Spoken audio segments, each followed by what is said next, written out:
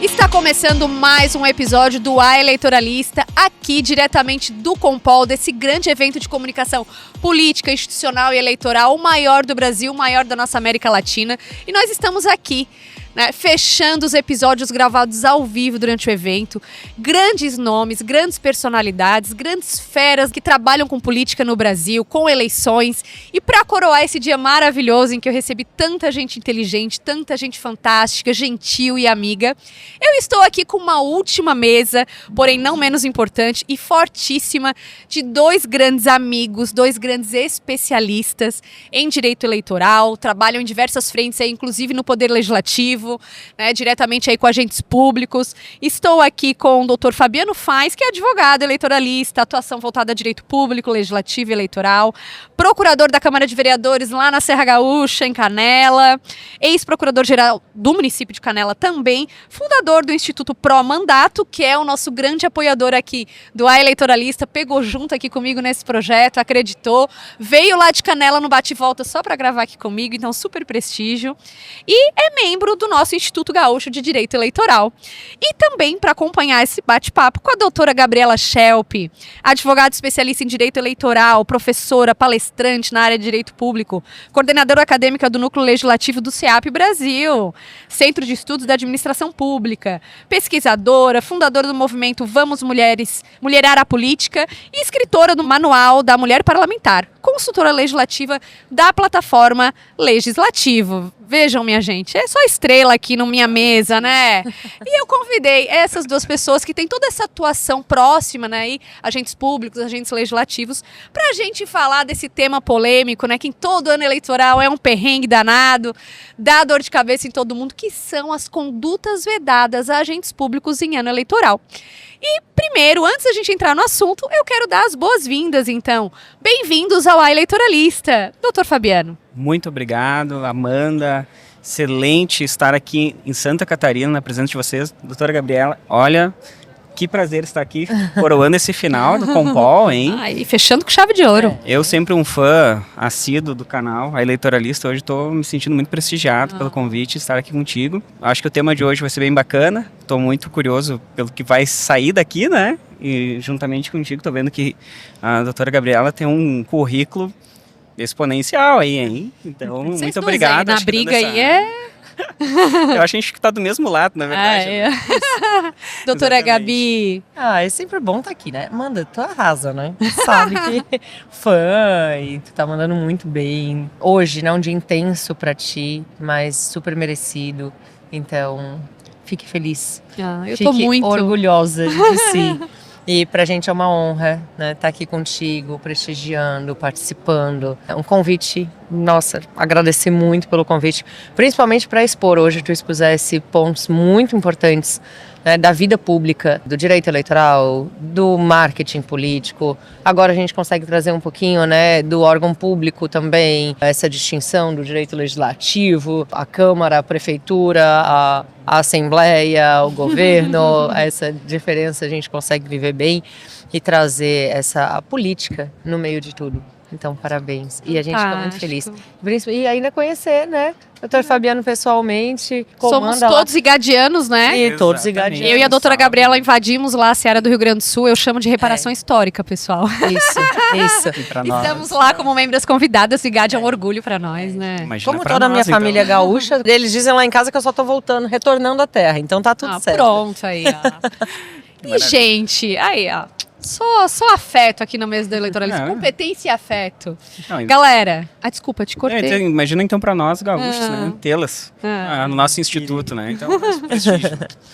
Gente, então vamos aquecer rapidinho esse papo. Primeiro, por que existem condutas vedadas a agentes públicos em ano eleitoral? Porque tem coisas que quem já está na máquina pública não pode fazer em ano eleitoral.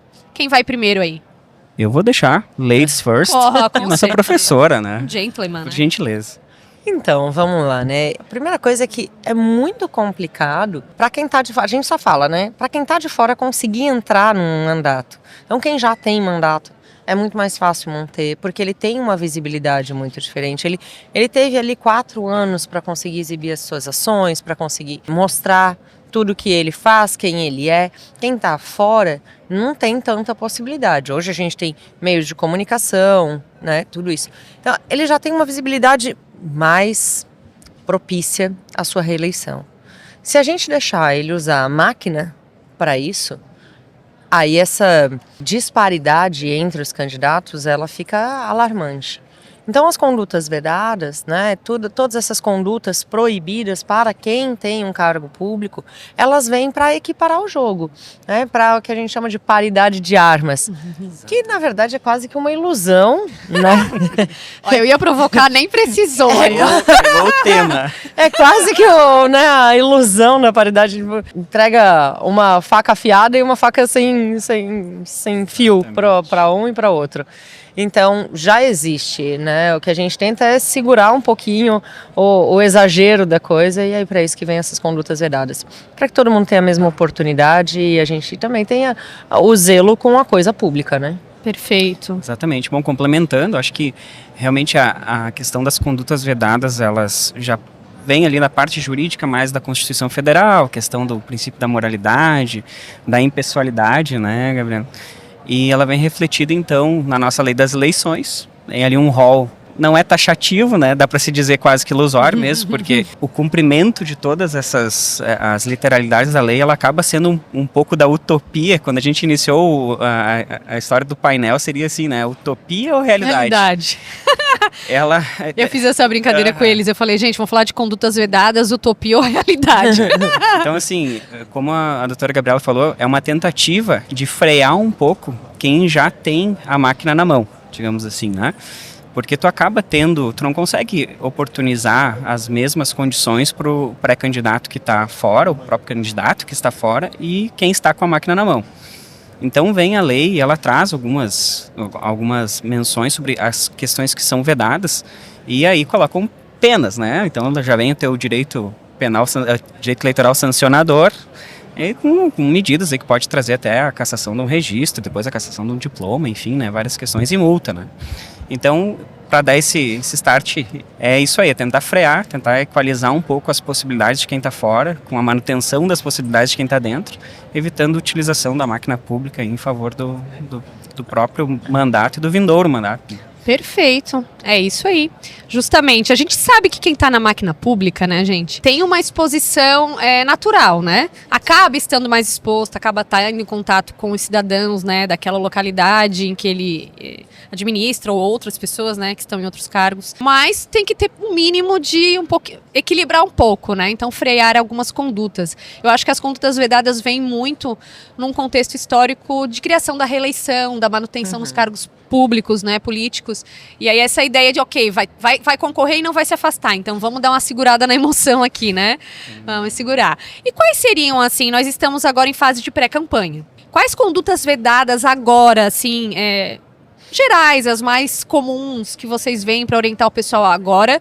Não começou o período oficial de campanha ainda, que é só a partir de 16 de agosto, mas a pré-campanha já está rolando aí, né, e tem várias, comparecer à obra pública, enfim, várias questões aí que o pessoal já estaria proibido. Vocês conseguem exemplificar algumas aqui pra gente? Eu acho que a primeira coisa que a gente tem que diferenciar aqui é executivo e legislativo.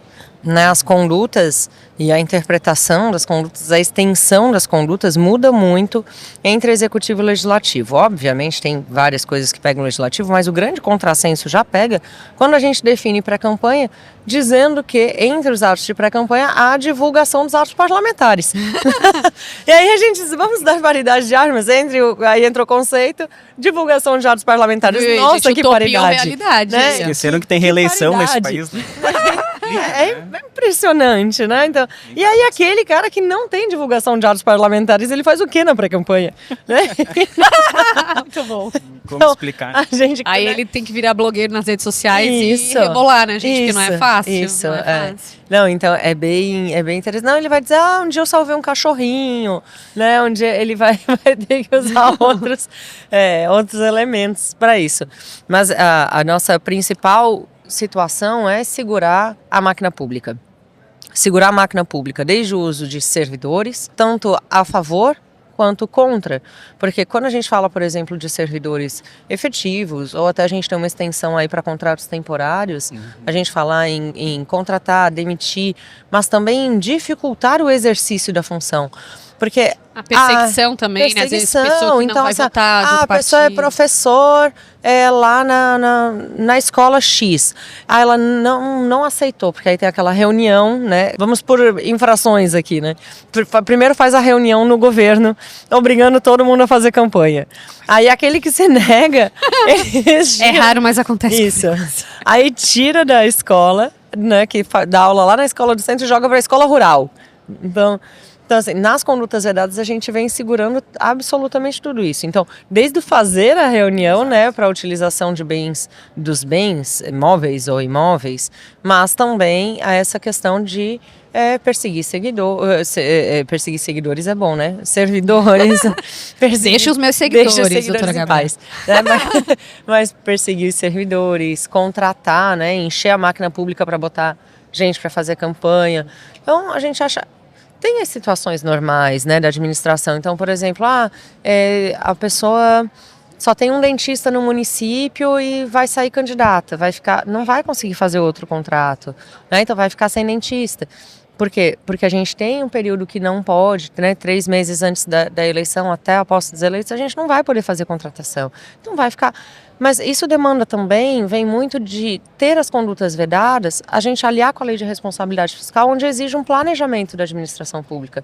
Então a gente pensa assim, é só utilização para favorecer o candidato. Não, tem muita coisa da rotina do órgão público que acaba deixando de acontecer, porque não tem o olho em cima da lei eleitoral.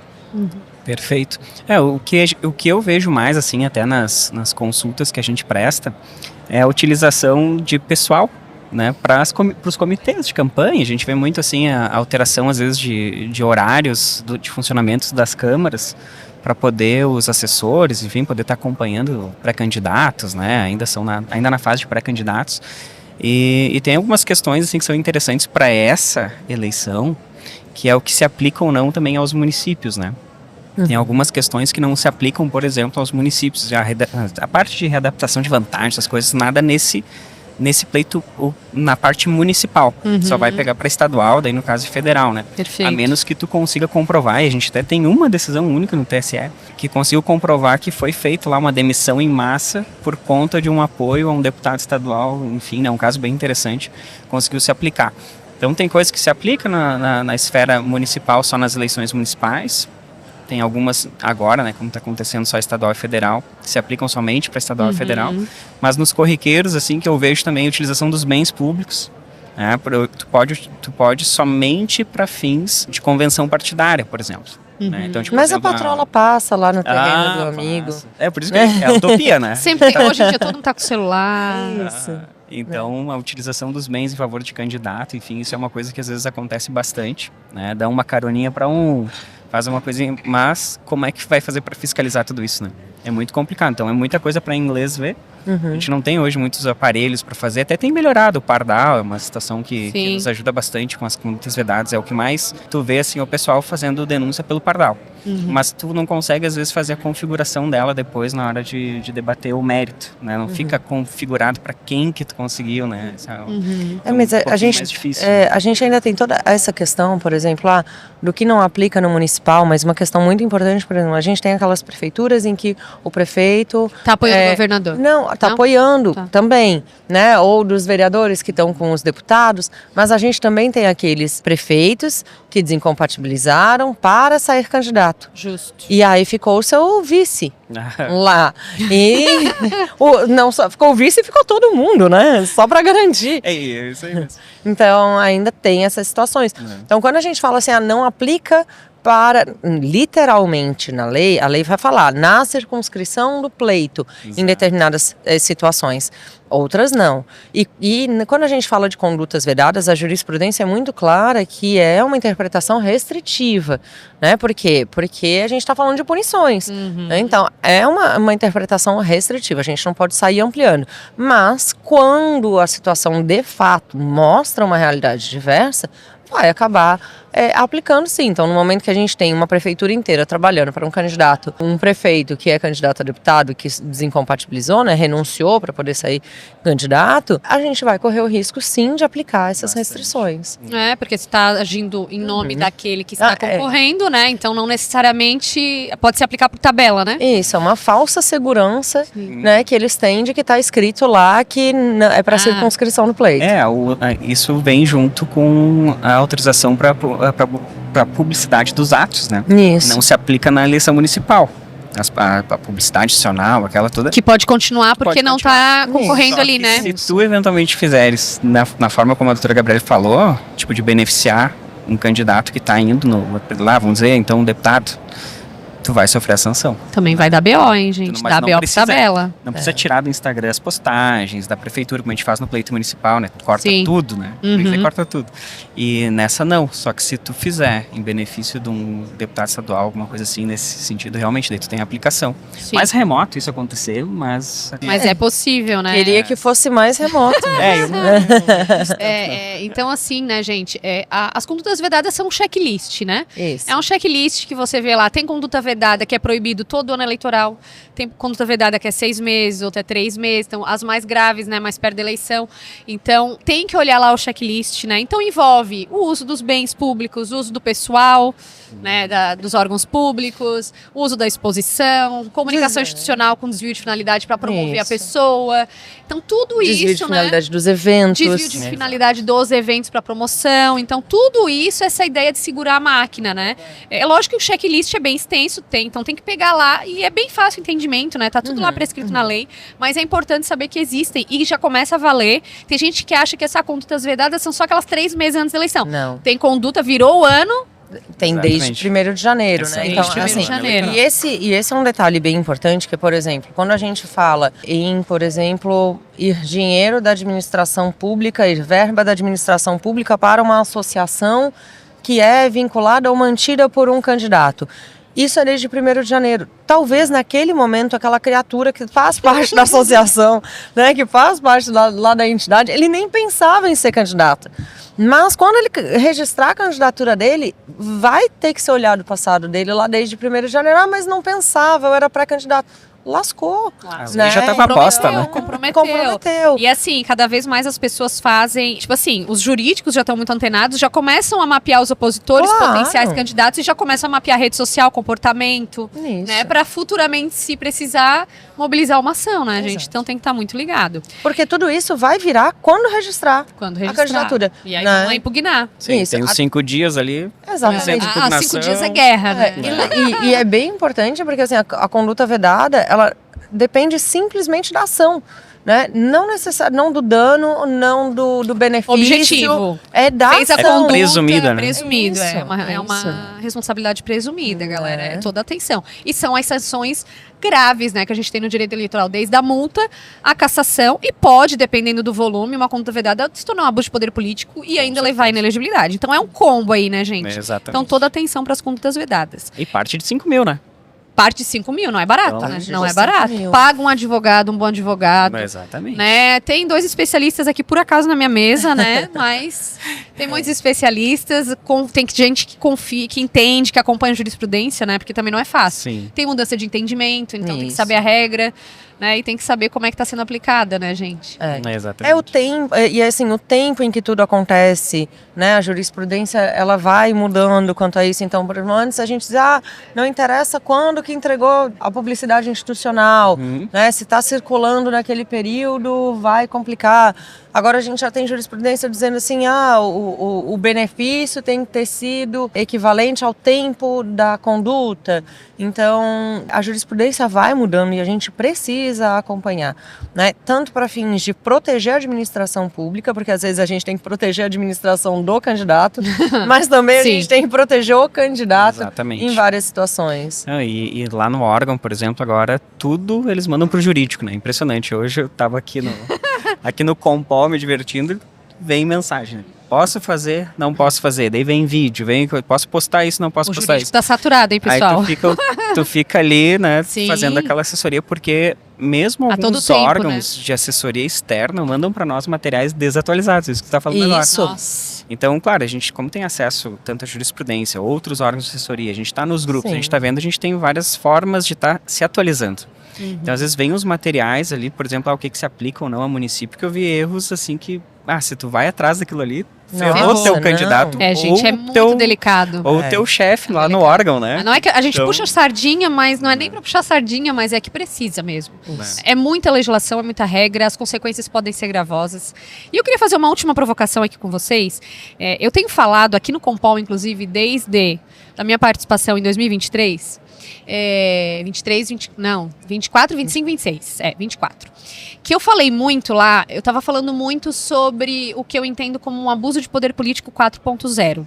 Que é esse aparelhamento, né? Qual é a menina dos olhos agora do gestor público dos bens públicos? É a comunicação e as verbas de comunicação.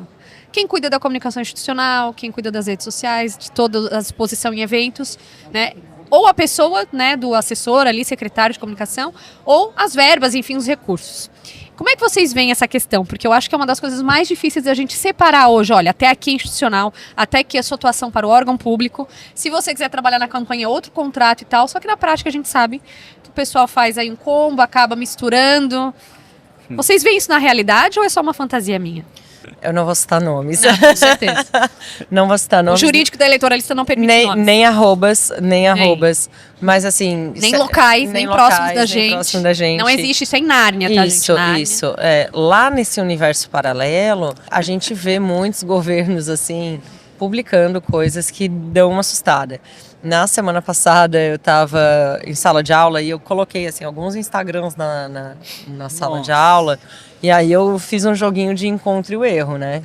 Ai, fantástico. Adorei, quero na A sala. gente já estava em 498 erros e não tinha terminado ainda. Mas é que a gente tem quando a gente vai colocar a mão num governo, e aí também tem o efeito midiático hoje das decisões judiciais. E isso pesa muito. A gente tem o efeito político e o efeito midiático das decisões judiciais. Se eu pegar o Instagram do prefeito ou da prefeitura, é muito mais provável que ele apanhe na justiça eleitoral do que o presidente da República ou os candidatos para presidente da República. Por quê? Porque há esse receio de colocar a colher em determinadas disputas. Porque o pessoal não reage bem, já diz que fulano é comprado, que o TSE está vendido, que isso e que aquilo. Então, há uma permissividade muito maior nesses tipos de disputas, tá? Então, não adianta a gente querer dizer, se chegar lá no escritório e dizer assim, mas o fulano fez, aí eu disse, querido, quando tu tiver no grau de concorrer que nem o fulano, aí a gente vai poder dizer assim, não, avança um pouquinho mais. Mas sim, a gente tem que entender essa diferença. A gente está vendo e vai ver muito mais abusos que não vão ser punidos, vão ser simplesmente ignorados judicialmente, porque o efeito político daquelas decisões seria devastador. Então vão deixar meio que correr solto.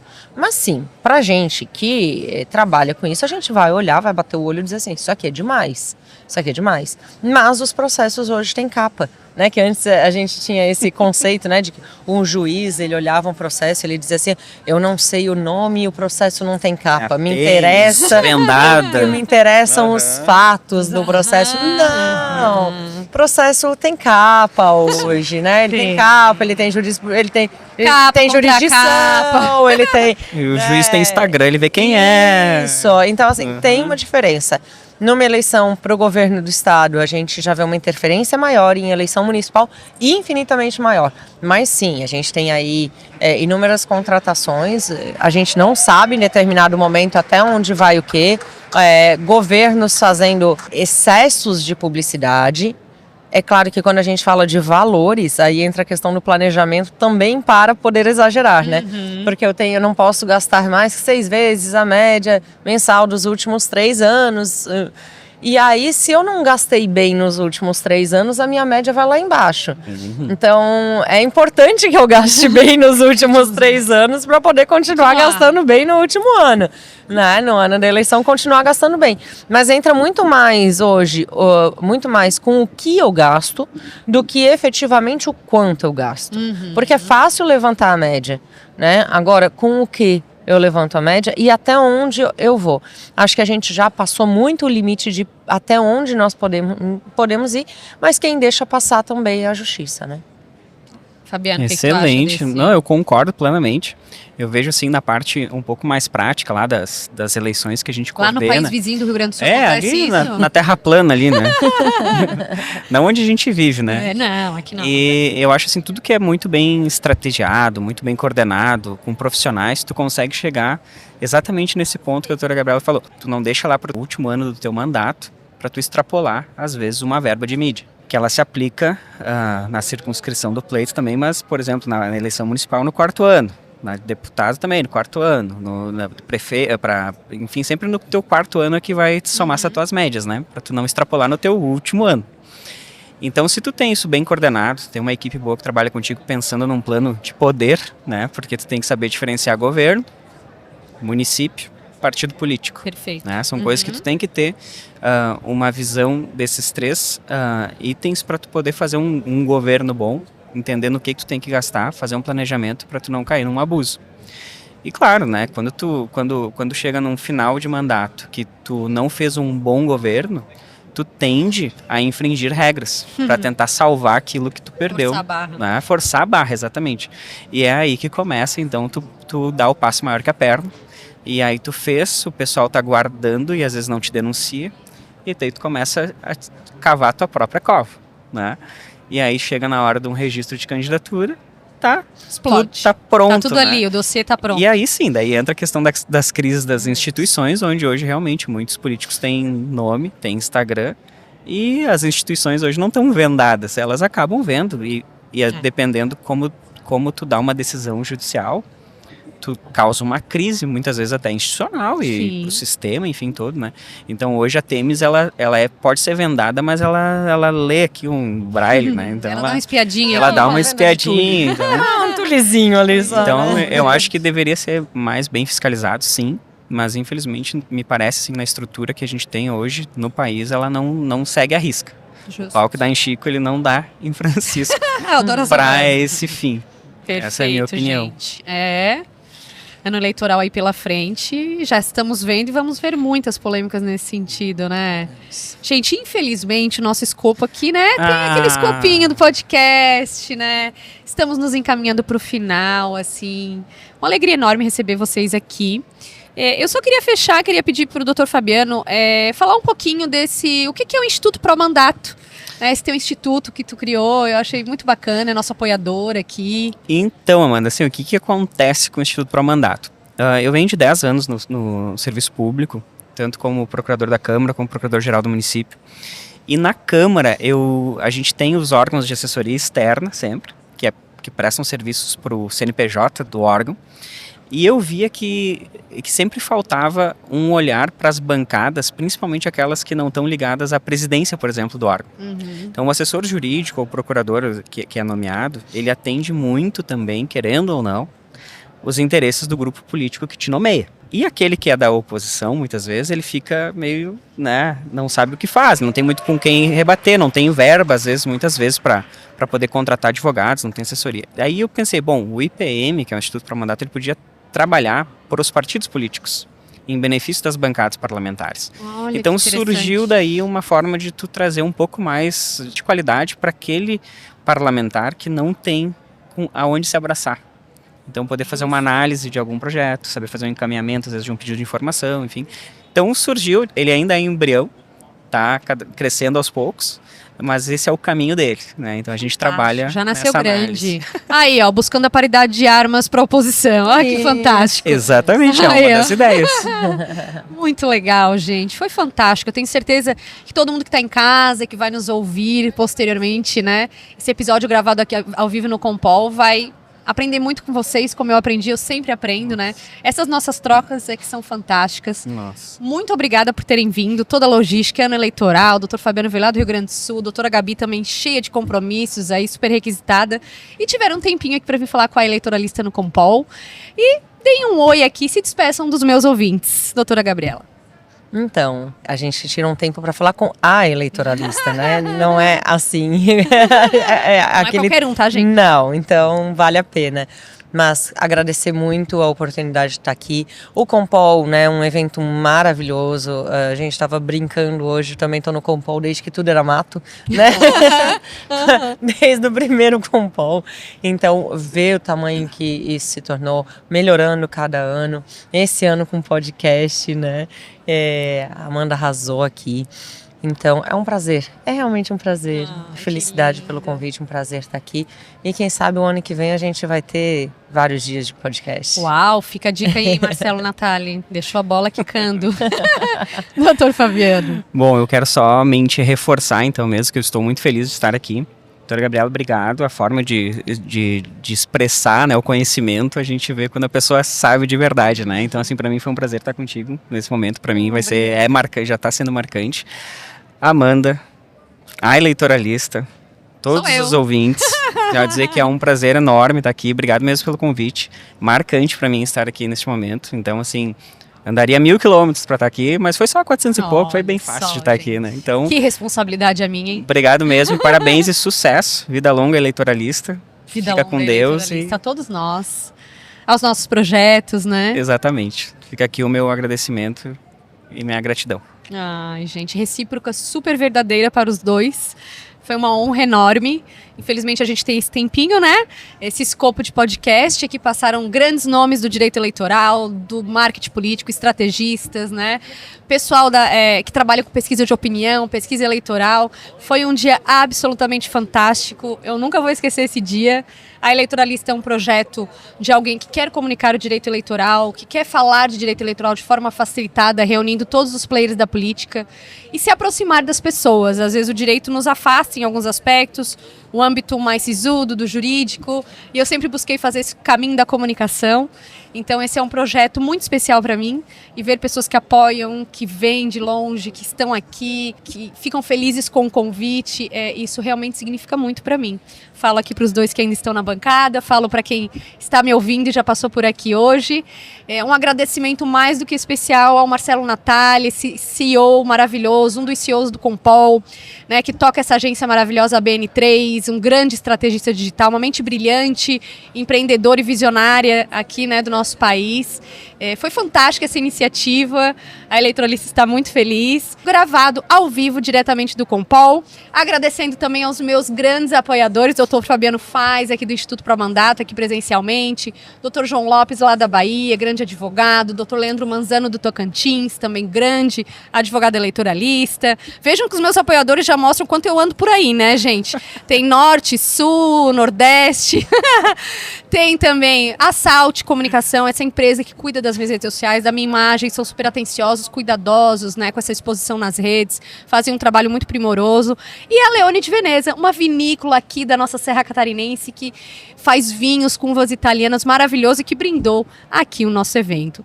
E é isso, eu só poderia desejar, de fato, vida longa ao Eleitoralista e continuem aí ligados e ligadas que ainda vem muito por aí.